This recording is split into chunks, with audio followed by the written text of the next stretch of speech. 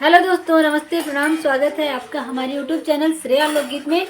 तो दोस्तों, एक बहुत ही प्यारा आपके सम्मुख हम एक बहुत ही प्यारा बंदा बंदी गीत लेके प्रस्तुत हैं। गीत अच्छा लगे तो लाइक कर दीजिएगा और चैनल पर नए हैं तो सब्सक्राइब भी कर लीजिएगा। चलिए गीत शुरू करते हैं।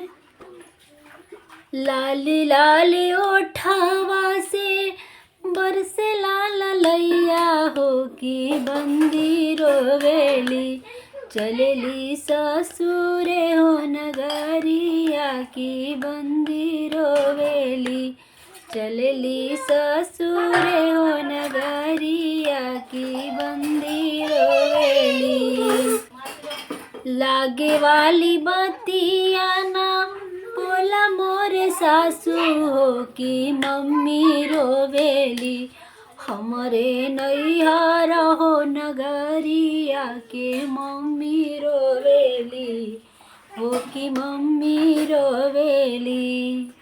लाले लाले ओठवा से बरसे लाल लैया हो की बंदी रोवेली, चलली ससुरे हो नगरिया के बंदी रोवेली हो की बंदी रोवेली।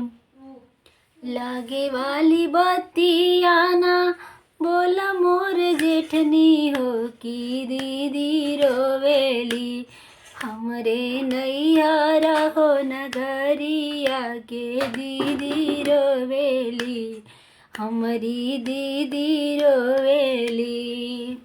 लाली लाली ओठवा से बरसे लाल लैया हो की बंदी रोवेली, चलली ससुरे हो नगरिया की बंदी रोवेली।